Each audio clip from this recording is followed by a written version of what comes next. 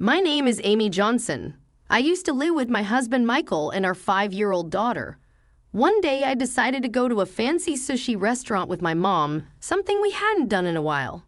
That day, my daughter was having a sleepover at a friend's house. As we were enjoying the luxurious sushi, I overheard a familiar voice from the private room next door. "Nothing beats expensive sushi, right, Michael? You must be happy to eat something delicious for a change," said the voice. Absolutely. Being forced to eat Amy's terrible cooking all the time, I was really sick of it. Thanks for treating me to such delicious sushi. My mom and I stopped eating and looked at each other. Peeking into the next private room, to my shock, there was my mother-in-law and husband. They were ordering only the expensive items, eating with their elbows on the table. So it is Michael and Mom, I thought. Yes, and to speak ill of a daughter-in-law behind her back, that's just rude, I responded with a wry smile. Michael is 3 years older than me and works at a major corporation. I, on the other hand, quit my job to become a full-time housewife after getting married. It was the wish of my husband and mother-in-law that I become a housewife right after our marriage. My mother-in-law started pressuring me to have children soon. Luckily, I was able to conceive easily and found out I was pregnant within 2 months of trying. However, her attitude changed drastically when she found out it was a girl. A girl? What were you thinking? I wanted a male hair, but I can't choose the gender, and girls are cute too, right? I defended, but my husband and mother-in-law were disappointed. Girls just mean more expenses. That's no way to talk about your own child. Shut up, you're such a disappointment, I said. Michael changed soon after our marriage. He used to be manly, protective, and always led the way when we were dating. But after marriage, he became a puppet to his mother, joining her in attacking me. This behavior didn't change even after our daughter was born, only getting worse with time. Our marriage deteriorated, and Michael gradually stopped coming home. Our young daughter was worried about us, thinking I wasn't there. My mother-in-law and husband continued to badmouth me while making eating noises. The sushi was utterly ruined for me. After listening to them for a while, they started discussing something more sinister. "So how's Kate? Is the baby developing well?" I heard my husband asking. "That's great. Unlike some failures, she got pregnant with a boy on her first try." "Maybe it's because she's young," my mother-in-law replied. "I'm looking forward to starting a new life with my young lover and the baby next year. I'm excited about the new house. I wonder how Amy would react when she finds out Michael has a son. She'll probably be so upset, but no matter what she says, I'll choose Kate," my husband added. Hearing their conversation, tears naturally started to flow from my eyes. Though I had sensed their lack of interest in me, I never imagined they were cheating, let alone that there was a pregnancy involved. My mind went blank. My mom was gently holding my hand right in front of me, glaring sharply at the private room where the two of them were. Those two are unforgivable. They're planning to take over our new home, aren't they? "That's incredibly audacious," my mom exclaimed. We had been planning to move when our daughter started elementary school, and were in the midst of building our own home. The land for the house was provided by my father, who works in real estate at a family discount. He also managed to get a construction company he knows to build the house at a lower cost. It seemed that my husband and mother-in-law intended to live in that house with his mistress. Lucky us for getting the house cheaply thanks to her father. Living in a new house with a young lover is just the ultimate happiness, isn't it? My husband said. "Don't forget about me." "Of course I know, Mom. I'll give you what would have been Amy's room. It's got great sunlight. You'll definitely like it." "I'm looking forward to it. I can't wait to see my grandson," my mother-in-law added. "A child with Kate will surely be handsome." "That's right. A child of mine and Kate's will definitely have a bright future," my husband concluded. In this manner, they continued their cheerful conversation. Hearing it, I couldn't stop my tears and lost my appetite, so we decided to leave the restaurant. It turned out that my mom had recorded their conversation, perhaps as evidence. Afterward, I didn't return home but went back to my parents' house with my mom.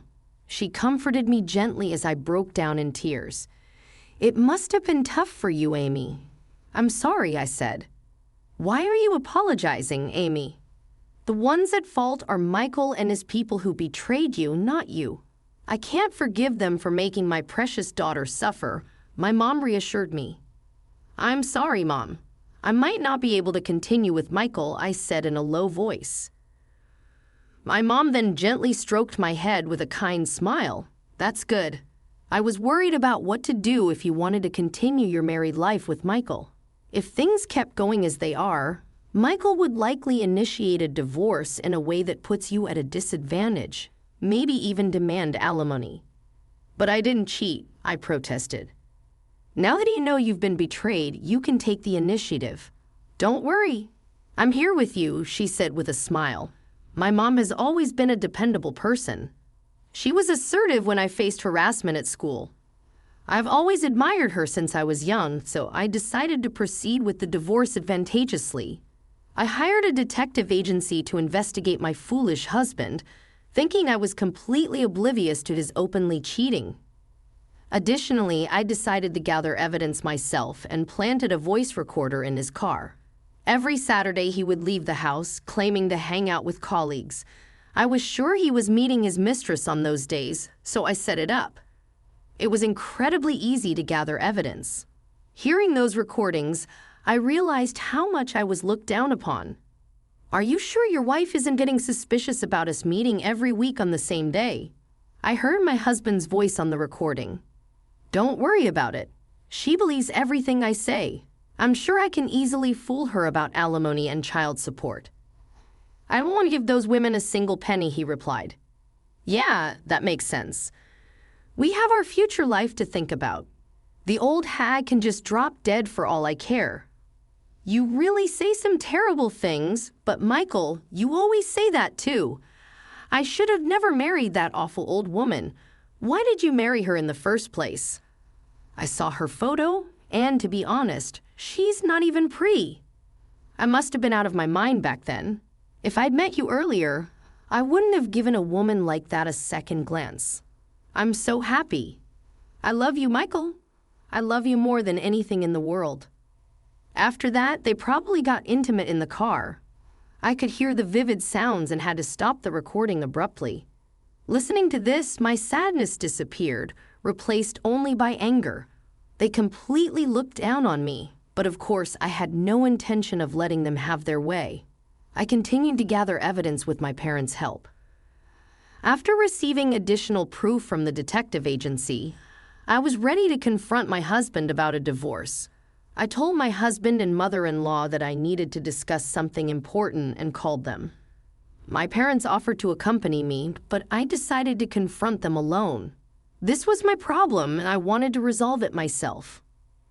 When the two of them showed up, they looked annoyed. "What's this important talk about? We're not so free to attend to your whims."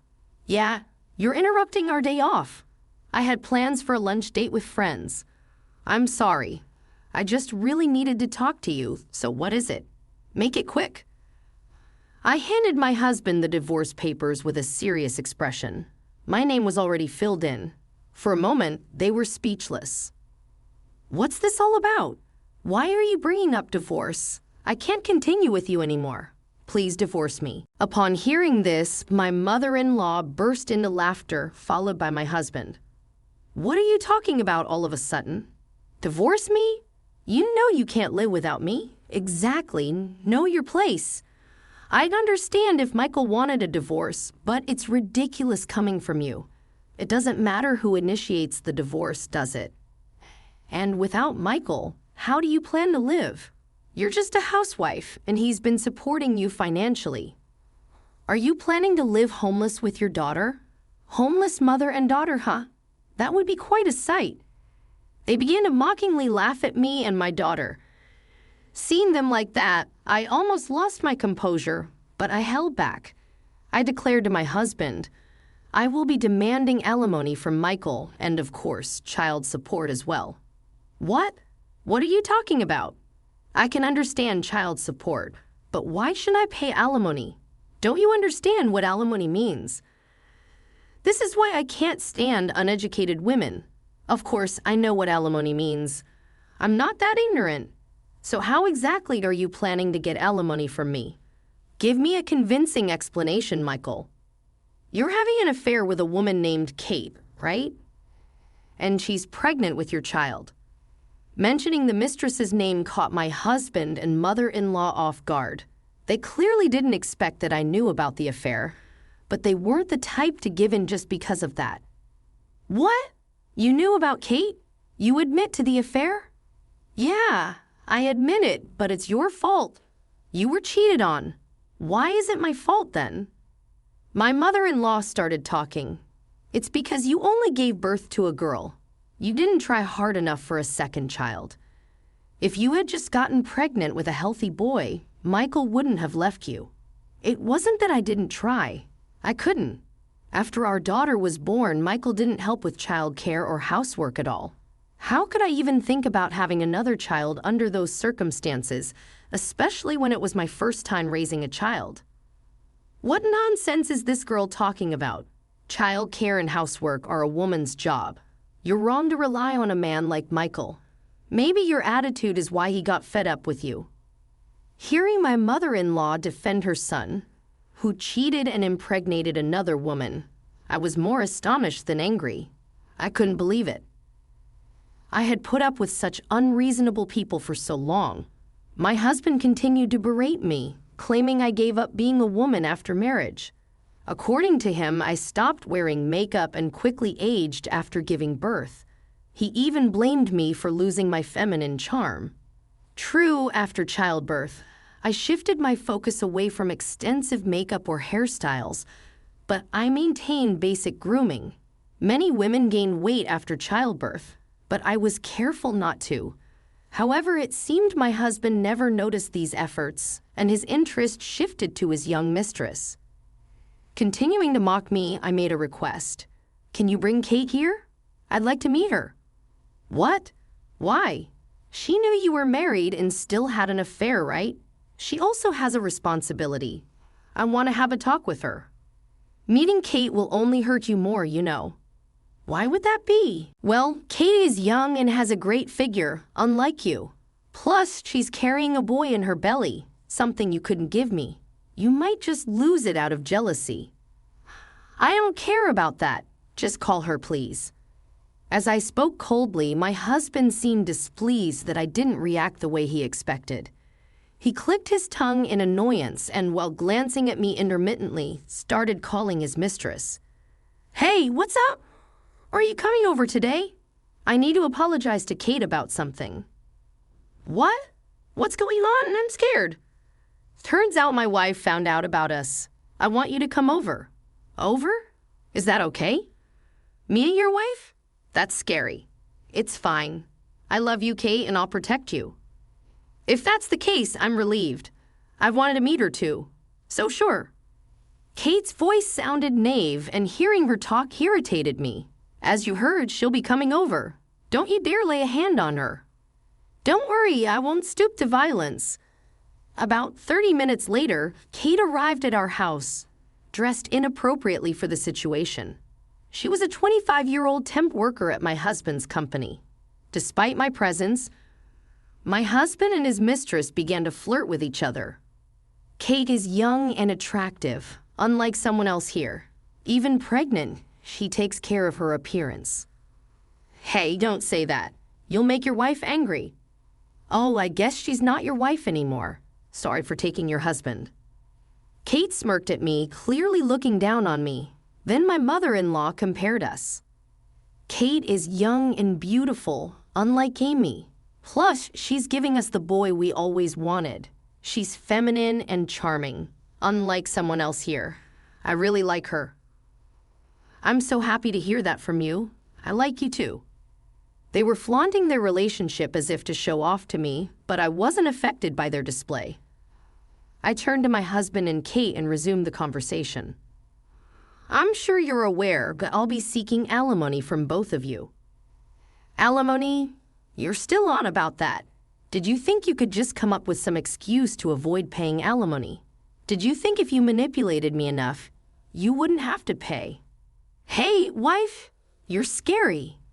As I pressed them, Kate dramatically clung to my husband, who soothingly stroked her head. It's okay. I'll protect you, Kate.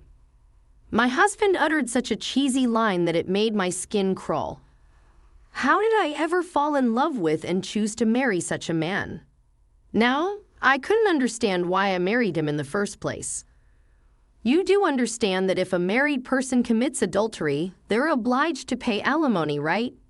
Kate knew you were married and still got involved with you, correct? I have the right to demand alimony from both of you. Sure, we're together, but do you have any physical evidence? You think I don't have anything? I have all the evidence I need. I laid out the investigation report from the detective agency and photos of their affair on the table. I also played the recordings from the car and the conversation my mother had recorded at the sushi restaurant. My husband and mother-in-law were speechless, their eyes wide. How about that? I can do this much. You were at the sushi restaurant? Yes, I was at the next table. I heard familiar voices and was surprised to see you and your mother there, talking so loudly in the restaurant. As seriously? No way. My husband seemed visibly shaken by this revelation.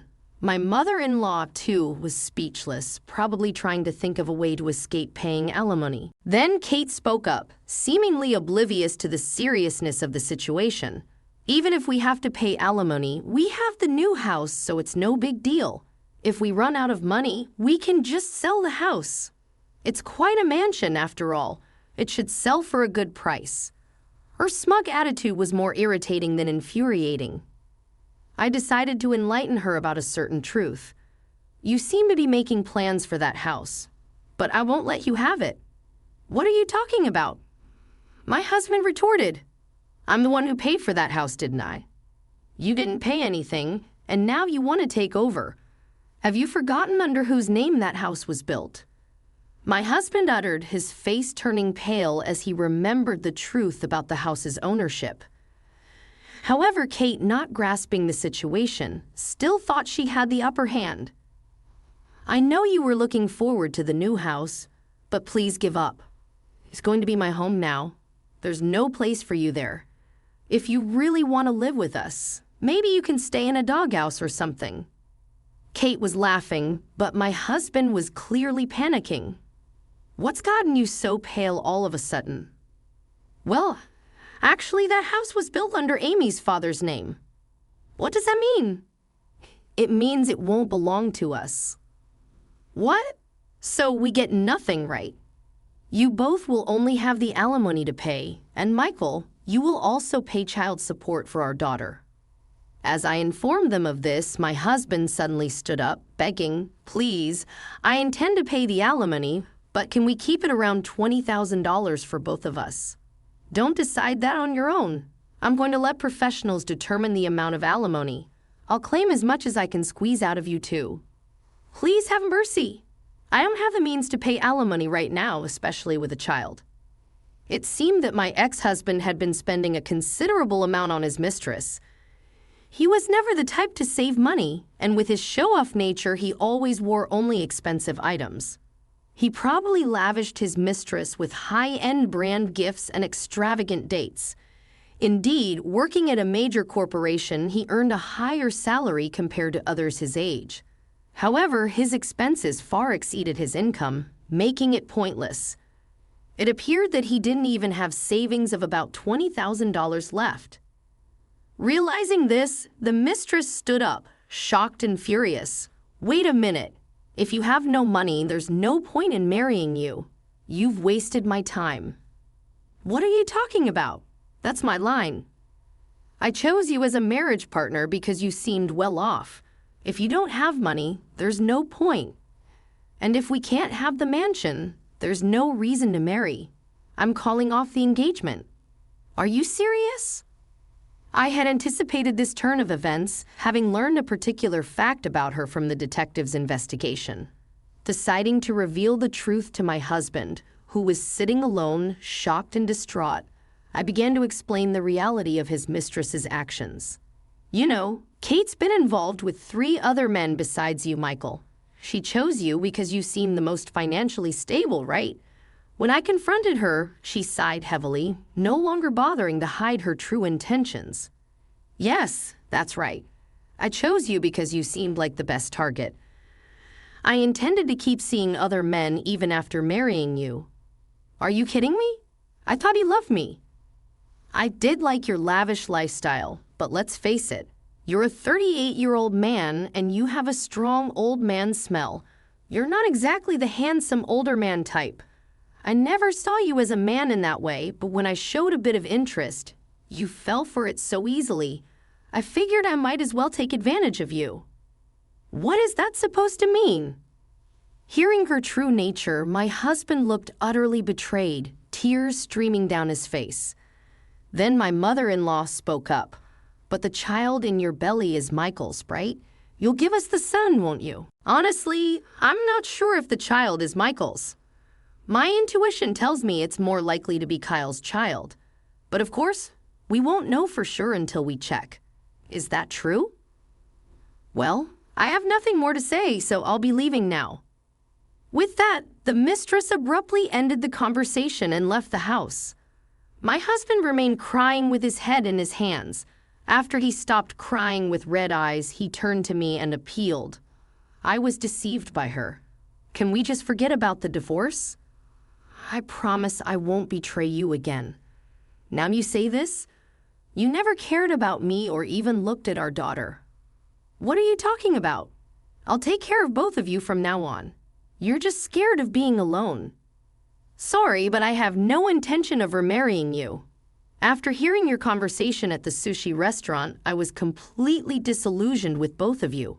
I had my doubts about you for a long time. As I firmly rejected him, he started crying again. His emotions seemed out of control after being discarded by his mistress. Then my mother-in-law interjected. He's willing to try again.